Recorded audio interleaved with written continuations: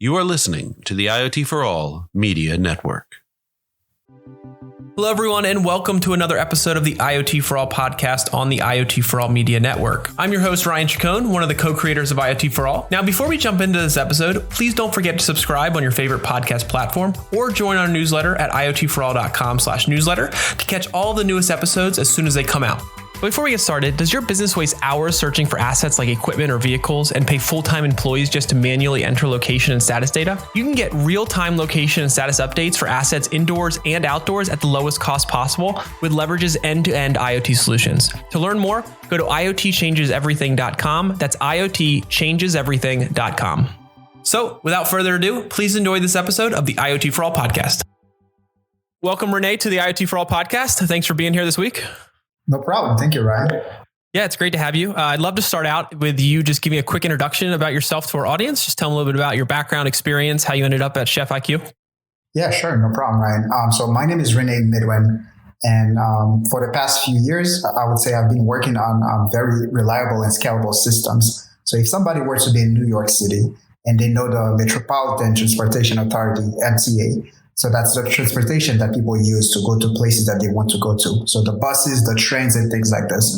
So I started my career there, more or less, where I was building an application that was to be able to help the dispatchers know the exact location of the buses and the city, and more or less being able to know right then and there if there's a problem with a bus, if a bus was stuck, and be able to say, hey, let me take this bus from this depot and bring it to another depot. So you could already see more or less how people were relying so much on this system to be able to make quick decisions so that people can commute better in New York City. And that system definitely required a lot of thinking and implemented it to make sure that the system had at least a 99.9% uptime because people were relying on it. So taking that same experience, same expertise, I started at Chef IQ in 2017. And the funny thing is, when it came, how did Chef IQ journey begin, more or less? One day, CEO came to me with an idea, and we were working on a product. And the CEO says, you know what the problem is? I'm working on a product that has to do with, cooking food. And I have a steak right there in front of me. I don't know what the time or the temperature should be for me to cook it. I mean, I have the device, but I don't even know what the time and temperature should be. The company, or more or less, usually traditional approach, I would use more or less a book, more or less a guided, how can I say it? So usually, traditionally, it will come with the user manual, the user guide. Right. And the user guide, you'll say, hey, for beef, try to cook it between 10 minutes and 15 minutes. Sure. The temperature should be between 125 degrees Fahrenheit to 135 degrees Fahrenheit. So it was leaving a lot of room for guessing. So we're like, oh my God, that is an actual problem. So I was tasked to solve that problem. And what we did, we came up with a brand new thing that we call the calculator. And the idea behind it was we're going to provide people tools. We're going to use technology to more or less make their life a little bit easier and remove that guessing work. So that's exactly what we did. So now when you go and you look at Chef IQ, what we wanted to make sure is that you can think about what is it that you want to cook, and then we'll tell you how to get there. So now no more second guessing. You can just go ahead and say, hey, I want to do chicken, or I want to do steak. I like it medium well or medium rare. And what should I do? Then Chef IQ will tell you, hey, leave it in there for 30 minutes at 145 degrees Fahrenheit. So why don't you tell our audience a little bit more about what Chef IQ is? Because obviously you've just given some background information on kind of the value and what it can provide. But I think let's bring it a little bit around and be very straight with our audience of exactly what this is. Like it's a wonderful cooking device that I own as well, use on a regular basis. But for our audience who may not be familiar with Chef IQ, can you talk a little bit more about what the offering is to the market and kind of how it works? Yeah, sure.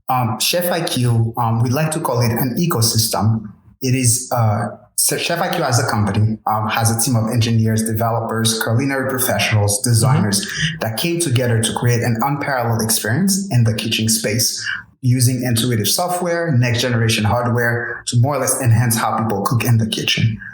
So that's high level who we are, at core as a company. Now, the first product to achieve this that we put out is the product that you mentioned, Ryan, which is a smart cooker. Okay. And what it is like we said, a lot of culinary professionals, we have a lot of recipes. We like to call them guided cooking recipes because they really do guide you through that journey. And we have a lot of designers that put together a very sleek, intuitive design because we believe that cooking you shouldn't be intimidated by cooking. So therefore, you shouldn't be scared when you see a pressure cooker or when you hear a pressure cooker. You shouldn't be scared to use it. So that's where we took into consideration that the design had to be sleek, has to look different from what's out there. Right. And then when it comes to the software and everything, we knew that to really call it a smart product, the user should feel less the technology, but should quickly understand the value it brings. So Sure. Let me say it again, more or less. The user shouldn't feel that the technology is there, but they should be able to make good use of it.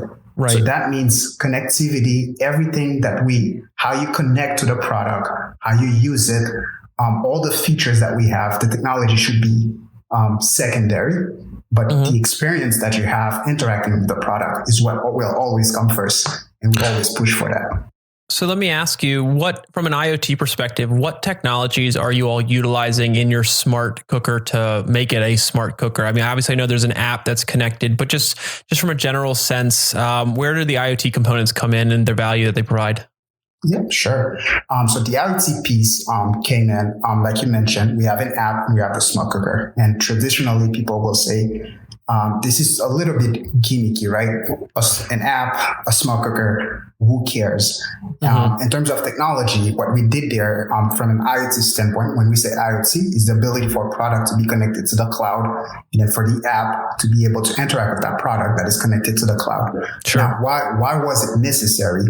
Well, can you imagine, for example, using a tool to figure out the cooking time, the cooking temperature that you should set your hardware to, and to leave the app that gave you those answers and to go manually touch the device and set up those cooking parameters. Right. So it's almost like the experience is a little bit broken there. So the IoT piece come in as secondary again, where we might as well just use a tiny bridge to take those values and push it down to the device for you. Okay. And in terms of other technologies, again, we don't want to go too deep. I'm talking about Bluetooth, Wi-Fi, servers and things like that. But again, we have a scale embedded into the hardware. And you might ask, why do you have a scale? Well, I always tell people, if you ask me to cook rice, you ask me to cook for 3 people, there's 2 things I don't know. I don't know how much rice I should use, and I don't know how much water I should put. And even if I did know, personally as a user, I actually don't cook much. So I don't have kitchen tools. I don't have like a measuring cup at home. So usually that's why I use a scale to help me achieve solve those pain points. So I'm curious as it relates to your background a little bit, and you talk about your experience designing and implementing kind of these efficient, reliable, and scalable systems. Can you kind of talk to us from a limited technical perspective for those out there who maybe are not as technical as you are? Explain kind of what that means and why that's important and how that played a role in the development of your smart cooker. Yeah, sure. So we say reliable, and it has to be secure, for example. Sure. In terms of reliability, the way I like to put it, I'll start with the security piece first. The last thing I would want is to be at home sleeping and my smart cooker started cooking. It started singing, doing all this funny stuff without my knowing. So I can say that everything we do here, when it comes to IoT, security has to be taken very, very seriously. I've heard in the news, more or less, definitely different companies out there, for example, unfortunately, where people say, hey, I have a camera at home. It has been hacked. People can see. So security comes first because those products are products, how can I say it? Again, when you talk about a pressure cooker, the first thing that comes to mind, again, it's a pressure that is being built. And we have to make sure that, again, in terms of security, things don't go wrong here. In terms of reliability, what we're trying to promise people is that when you go to the supermarket and you go buy that food or those ingredients and you want to try a brand new recipe, we promise you more or less perfection on the first try. So that means the system cannot give up in the middle of a cooking session. And if things were to, you lose internet connection or you use, or I don't know, things breaks down a little bit, you should be able to still get to the end result regardless. Sure. Yeah. And question about the kind of the connectivity piece. I mean, obviously with any IoT solution, the ability to have constant connectivity plays a huge role in the success of the device, whether it's enterprise or consumer. And so why is it important for adopters to ensure, like IoT adopters in general, whether again, consumers or enterprise, ensure that they have this constant connectivity in their solution, which then ties into their decision to pick the right connectivity technology. And I'm just curious if you could kind of speak to the importance of that constant connectivity, and if you kind of cut the corners or choose the wrong type of connectivity for your individual use case, why that potentially is a mistake. Yeah, so it will definitely be potentially a mistake if chosen the wrong one because of the experience. We like to believe that we are in the business of providing a great user experience. Right. And just because of that, I've seen a couple of ways, for example, of how people connect their smart product. I don't want to go into too much details, for example. So one thing that we had to do, a lot of times to connect to your product, you would have to take your phone, leave the actual app, go to your settings to connect to the product, enter your Wi-Fi credentials just so that the product can be connected to Wi-Fi, then go back to the app. And that's in terms of experience, that is not optimal. And then to alleviate this pain, all we had to do obviously is to use Bluetooth technology, combine obviously the Wi-Fi technology to stay connected to the internet, where we use the Bluetooth technology obviously as a bridge to transport those Wi-Fi credentials from your phone to the hardware that is in front of you, because the hardware has no ability or it has no keyboard more or less to enter its own Wi-Fi credentials or the password. Right. So that's one thing here where experience came first. And the other piece is constant connectivity. The last thing I want is, as I'm cooking, I didn't get the right notification in time, for example, that, hey, in 15 minutes, you need to go ahead and put the food in. Or there's like 3 minutes left, go ahead and start flipping the food, start stirring, or come back to the kitchen and add the rest of the ingredients. So you can already see that you have to stay highly connected for seamless user experience. And to achieve this is definitely not easy. And that's the reason why we collect a lot of data to quickly see what's happening, how many people are satisfied, how's the experience, is it breaking down at any point, so that we can quickly act on it. That really plays into kind of the role of the data analytics piece and just your ability to collect user experience data from the device on a regular basis through the connectivity, obviously. And I'm curious what you have learned from the data you all are able to collect, kind of how that's led to the smart cooker that's available today. So there's a lot of things that we've learned. For example, different people in different regions, what they like to cook the most, for example, we'll start seeing certain patterns here. The people's interaction with the product itself. Sometimes we release a feature, we thought it was a great feature, just to learn from the data that not everybody's actually interacting with it. And we're able to do some changes, and then just to realize that increased user engagement. So I would say that collecting those data helped us understand a little bit about the people, what is that they want to see, and how they interact with the entire system. Yeah, that's I'd be curious to learn, not necessarily from this conversation, but in the future, just kind of learn how people are using these devices. Like, what are they cooking? How is it kind of benefiting their daily life? And I'm curious how you have seen feedback either in early stage development or even just now, how people feel about smart devices in their kitchen, collecting data on them. And this is, I think, just goes to a higher level security conversation, which obviously when you put any kind of smart device in a home, there's always concerns depending on who you are and your kind of risk tolerance level of the data that these devices are collecting, and how does that affect their use of the device as well as their privacy. And I'm curious kind of how you all approach that and what your kind of thoughts are as it relates to your smart cooker. No problem. So number one, what we try our best to do is to be very transparent of what we do with the data. I think a lot of the users, they need to know what the data is, how the data is being used and what we do with it. I would say number one is transparency. to alleviate those concerns that the users have. And number two, like you said, in the kitchen, right? Who needs a smart device? The data that has been collected, what is it that we're doing for it? I'm a strong believer of really helping more or less remove the guesswork or helping people achieve